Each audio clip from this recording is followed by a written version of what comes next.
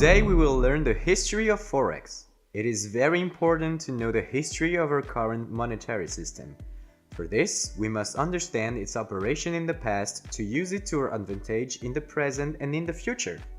Hello to all COF students! I am Marie-Litovinas Vegis translator, and it is with great pleasure that I will teach you the basics of Forex. Before starting the adventure, it is important to remember and remind yourself often of this sentence. I am and I remain a student.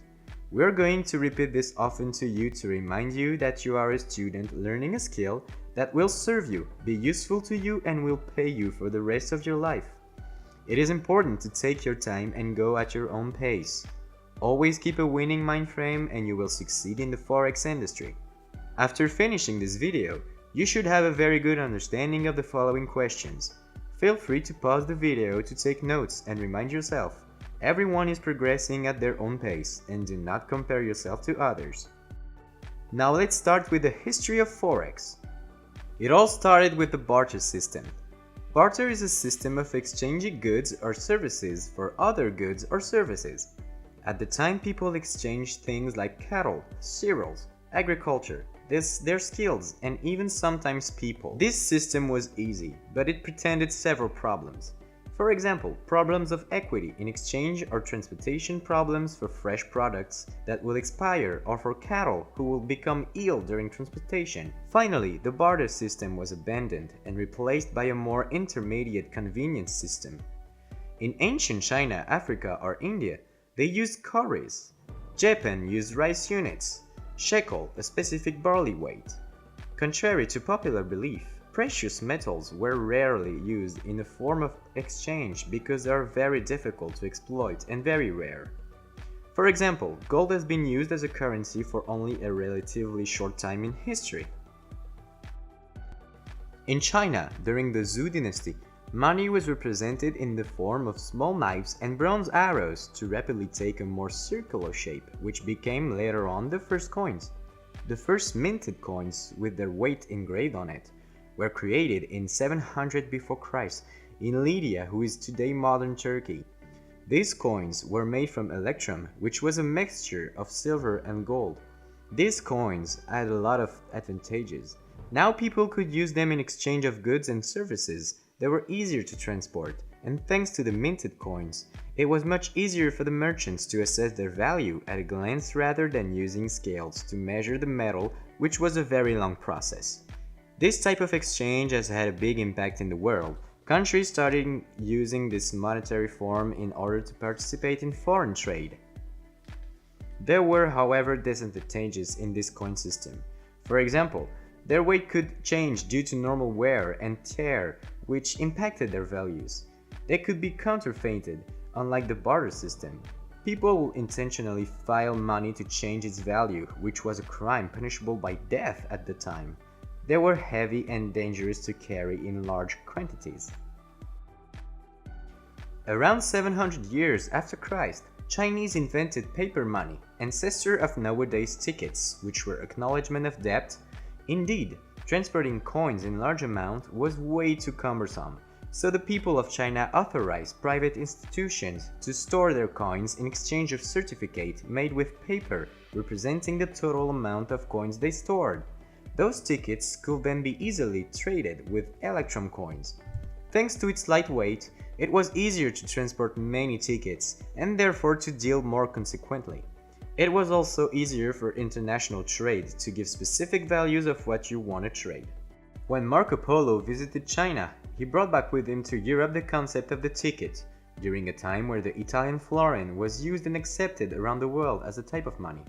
Unfortunately, these tickets could easily be falsified too, and although these notes were supposed to be a representation of the deposited money, institutions often issued more notes than they had gold and silver, which ultimately diminished public confidence in these institutions. These private institutions gave rise to the use of banks controlled by the government, like the Federal Reserve, which acted the same way during the gold standard system. Paper money was not popular until the 17th century, when banking institutions were created to store gold. Just before World War I, many countries printed more tickets than they had gold, which led to a devaluation of the money. At one point, it got so much worse Then in Germany, people were burning wheelbarrows of tickets in the winter to keep warm. After World War I, many countries got together and agreed to the fact that their currency will now be supported by gold. For example, $1 was equal to half an ounce of gold. However, the problem of gold was that it was difficult to transport because of its weight, if a transfer from one country to another was needed. Moreover, countries started to abandon the gold standard system during the Second World War, when they started printing a lot more money than they had gold to finance their military projects. The more they would print money, the more the value of gold to the dollar will fall. After the Second World War, countries got together to determine a system of monetary negotiation that would work. They wanted, for all countries in this agreement, a system that will allow them to trade and maintain fixed exchange rates while preventing printing more money than they had. They all agreed that the gold standard system was too rigid and they needed a system that would allow them to keep control over the overprint of the money while offering them flexibility. In 1944, 44 countries came together in Bretton Woods, New Hampshire to put in place a monetary system that will be beneficial to all countries who decided to participate in foreign trade. As the US held two-thirds of the world's gold, the dollar was chosen to become the world's reserve currency, which meant that every other country would set their money to the US dollar and the US dollar would be set to gold. Nowadays, we no longer use this system. However, the US dollar is still used as the world's reserve currency. Therefore, in the current Forex market, we can see that the US dollar has the highest volume in exchange material as all countries use it in terms of trading, and now you know why. At the end of this meeting, two types of institutions were created, the IMF and the World Bank. The IMF's job is to lend money to countries that needed help for prevent them printing more money. The World Bank's job is to lend money to new countries in development that want to expand and develop their infrastructure by also preventing them to print more money. The Bretton Woods system has seriously restricted the US economy because they would lend more and more US dollars while their gold reserves continued to decline because most countries were asking for gold in exchange for their currency. In 1971, Richard Nixon announced that the US would no longer trade in gold and that he would withdraw the US dollar from the gold standard system.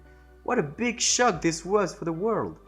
Nowadays, many currencies are no longer supported by a currency of value. Instead, the values of the currency are now determined by the rate of floating exchange rates.